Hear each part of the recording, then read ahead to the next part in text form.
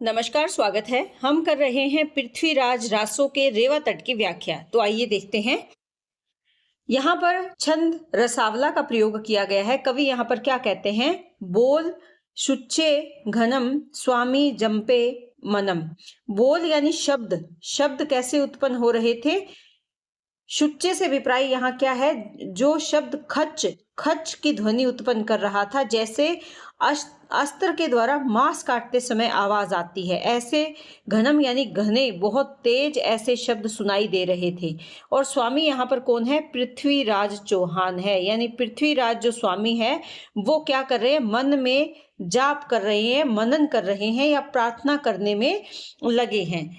रोष लगे तनम। तनम यानी शरीर में क्या उत्पन्न हो रहा है? रोष यानी क्रोध का भाव उत्पन्न हो रहा है। सिंह मदम मदम मनम। सिंह मदम मदम यानी साहस। सिंह यानी मन में कैसा साहस है? सिंह के समान यानी शेर के समान या सिंह के समान साहस भर गया है। छो मोहम सिनम। छो से विप्राय यहाँ पर क्या है? छो यानी मोहम यानी मोह, अर्थात माया और मोह। माया और क्या है? मोह। ये दोनों क्या है?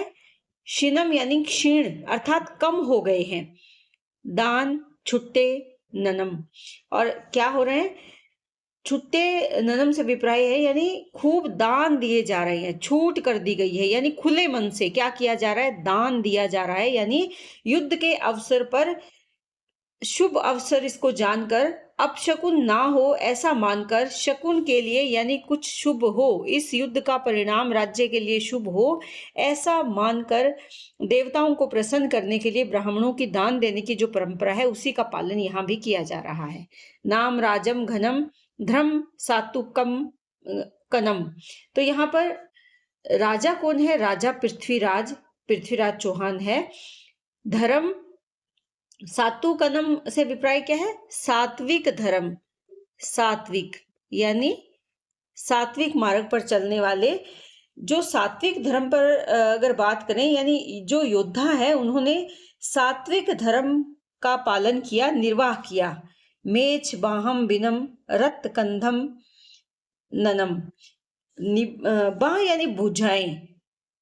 मेच, मेच यानी मल्लेच। जो मल्लेच थे, मल्लेच, उनके वो कैसे हो गए? हाथ रहित हो गए, बाह रहित हो गए। किससे? तलवार के वार से, अर्थात उनके हाथ काट दिए गए। किसके? मल्लेच्छों के। और उनके जो जो उनके कंधे हैं उनसे रक्त यानी रक्त बहने लगा, उनसे अत्यधिक, जिसकी कोई उपमा, जिसकी कोई तुलना नहीं की जा सकती है, जिसको कोई गिना नहीं जा सकता। अर्थात बहुत ज्यादा रक्त उनकी बाहों से, क्योंकि उनकी भुजाएं काट दी गई तो उन कटी हुई भुजाओं से रक्त बहने लगा। अनेक गर्दनें रक्त से लाल हो गई। यानी यहाँ पर कहा गया है कि युद्ध का जो वर्णन है वो विविध रूप से किया गया है कि किस प्रकार से वहां भुजाएं कटे हुए जो वीर है उनके कंधों से किस प्रकार से जो मल्लेच्छ हैं उनके रक्त बह रहा है। ढल जा ढानम जीवतासा हनम।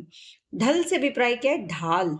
ढल यानी ढाल। जा यानी जिसकी, डाहन यानी गिर गई, यानी जिसकी ढाल गिर गई। उस जीव ता यानी उसका, उस जीव का हनम यानी मारना, कि वो उसका मरना निश्चित था, जिसकी ढाल गिर गई, गिर पड़ी, उसके प्राण चले गए, यानी वो इस युद्ध में वीर गति को प्राप्त हुआ। बाण जा संधनम। बाणों ने जाकर उसका संधान किया, अर्थात जो वहां पर बाण चलाए जा रहे थे, बाणों पर धनुष संधान किया जा रहा था। संधनम यानी बाणों पर धनुष चढ़ाकर संधान किया जा रहा था। पंछी जा बंधनम। पंछी से अभिप्राय क्या है? पक्षी। बंधनम यानी जाल में बंधे हुए।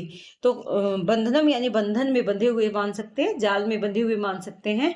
तो यहाँ पर कहने का भाव क्या है कि धनुष की प्रत्यंचा जब साधी उन्होंने, या वो सांधते हुए जब बाण चलाते तो ऐसे लगता जैसे पक्षियों के समान वो बंध गए हैं, बंधन में बंध गए हैं। श्याम सेतम अनि पीतरतम घनी। श्याम और श्वेत यानी श्वेत, श्याम और श्वेत से अभिप्राय क्या है, यानी काली और सफेद, अनि यानी सेना, काली और सफेद सेना, पीले और पीत यानी पीले, रत यानी रक्त की यानी लाल लाल रक्त की, घनी यानी भरमार थी। अर्थात वहां पर काली पोशाक किसकी थी, यवनों की थी, सफेद क्षत्रियों की, तथा लाल और पीला रंग जो है वो रक्त और मांस का जान पड़ता है, अर्थात वो रंग चारों ओर दिखाई दे रहा था। तो यहाँ पर ध्यान रखें कि काली रंग की जो पोशाक पहन रखी थी शत्रु सेना ने, श्वेत रंग की पोशाक पृथ्वीराज चौहान की सेना की थी, और इसके साथ साथ चारों ओर पसरा हुआ जो रक्त है, रक्त और उनके मांस, कटे हुए मांस का जो पीली आभा है वो चारों ओर बिखरी हुई दिखाई दे रही थी। बहु मच्ची शरी रोष दंती फिरी, बहुमच्ची यानी बहुत ज्यादा, क्या हो रहा था वहां पर,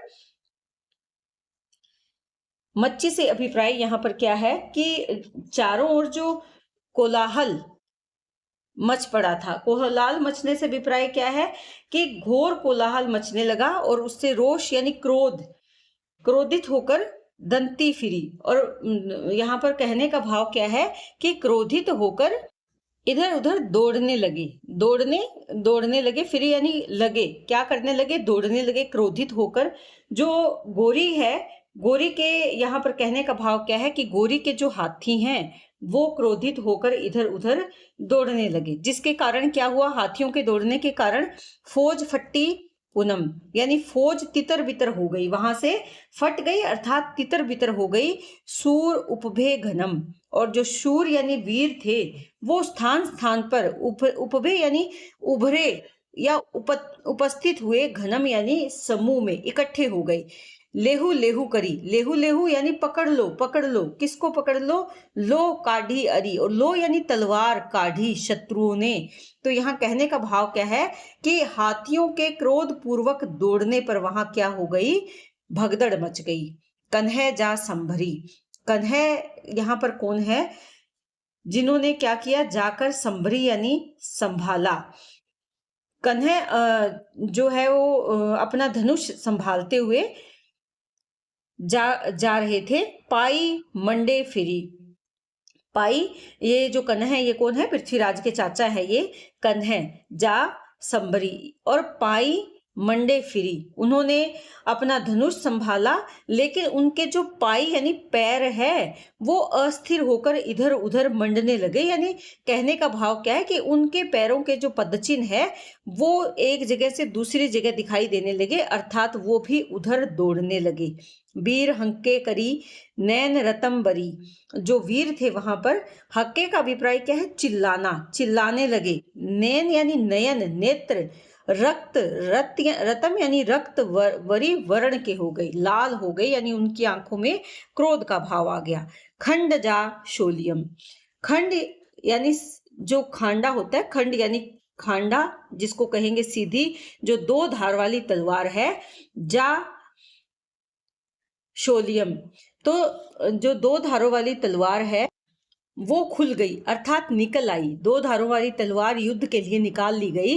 वीर सा बोलियम, और जो वीर यानी जो वहां पर युद्ध में वीर थे, वीरों के समान बोलने लगे, अर्थात वीरों के समान व्यवहार करने लगे, यानी क्रूरता पूर्वक अपनी तलवारों से वो लड़ने लगे। वीर बज्जे धुरम दंती कट्टे छुरम, जो वीर थे दंती कट्टे, दंती यानी हाथियों, दंती से अभिप्राय क्या है, हाथी, कट्टे काटने लगे, छुरम छुरों से यानी तलवारों से, अर्थात वीर जो है धुरंधर या क्रूरता पूर्वक वहां पर लड़ने लगे, और हाथियों को वो कट्टरता से या कठोरता से या क्रूरता से तलवारों का प्रहार उन पर करने लगे। झार संकोरियम फौज विफोरियम, जो यहाँ पर कहने झार यानी इधर उधर बार करने लगे, और जो फौज है वो क्या हो गई, विफोरियम यानी फोड़ना, अर्थात फौज को तितर बितर कर दिया। दंती रुधि परे, दंती यानी हाथी, वो क्या हो गए, रुधि परे यानी अवरुद्ध हो गए, उनको रोक लिया गया, हाथियों को अवरुद्ध कर दिया गया। और आग फूलम झरे, और आग के शोले फेंके गए, यानी फूल झड़ने लगे, किसके, आग के, अर्थात कहने का भाव क्या कि आग के शोले फेंके गए, तो ऐसे लग रहा था जैसे कि फूल झड़ रहे हों। हेम पन्नारियम जावकम ढारियम, हेम यानी हेम या सोने की जो पनारियों से गुलाल डाला जाता है। हेम पनारियम यानी सोने की जो पनारियम, जावकम ढारियम, कहने का भाव यहाँ पर क्या है, जावकम ढारियम से, जावकम यहाँ पर है आलता, जिसको कहेंगे जो लाल रंग का आलता लगाया जाता है, आलता। ढारियम यानी डाला गया, यानी यहाँ पर क्या है, लाख का रंग जिसको कहते हैं या लाल रंग जिसको कहते हैं, वो सोने की पनारियों से ऐसे लग रहा था जैसे कि आलता डाला गया हो, लाल रंग डाला गया हो। आनन हक्यम, आनन यानी मुख, हक्यम का मतलब चिल्ला रहे थे। अंग जा नच्यम, अंग यानी जो कबंध है या शरीर के जो अंग है वो ऐसे लग रहा था जैसे नाचने लगे हो। सत सामंत्यम, जो सत यानी 7 सामंत हैं, सबसे पहले जो वीरगति को प्राप्त हुए थे पृथ्वीराज चौहान की सेना के 7 सामंत, उन्होंने बोन सा पथ्यम, उन्होंने बोन या बाण है यहाँ शायद, बाण सा पथ्यम यानी उस पथ या मार्ग को रोक लिया था, उसको बाधित कर दिया था। फौज दो फटी, और मार्ग में क्योंकि वो 7 सामंत अड़कर खड़े हो गए थे, वहां उन्होंने उस मार्ग को रोक लिया था, तो जो फौज थी वो 2 भागों में बट गई थी। जानी जूनी टटी यानी ऐसे जानकर कि रास्ते में कुछ मार्ग में बाधा आ गई है, अवरोध आ गया है, ऐसा जानकर जो फौज थी वो 2 भागों में बट गई। तो यहाँ पर वर्णन किया गया है युद्ध का, जिसमें पृथ्वीराज चौहान और गौरी की सेना आपस में लड़ रही है। पृथ्वीराज के सामंतों ने वीरता का प्रदर्शन करते हुए, जो 7 सामंत सबसे पहले वीरगति को प्राप्त हुए थे, उन्होंने वीरता का प्रदर्शन करते हुए पृथ्वीराज चौहान की सेना का पथ प्रदर्शक बनकर उन्होंने गौरी की सेना के मार्ग को अवरुद्ध कर दिया, जिससे कि उसकी सेना 2 भागों में बट गई। तो आज के लिए इतना ही, बहुत जल्द मैं इसका दूसरा वीडियो लेकर आऊंगी, तो इसी तरह चैनल से जुड़े रहें। बहुत बहुत धन्यवाद।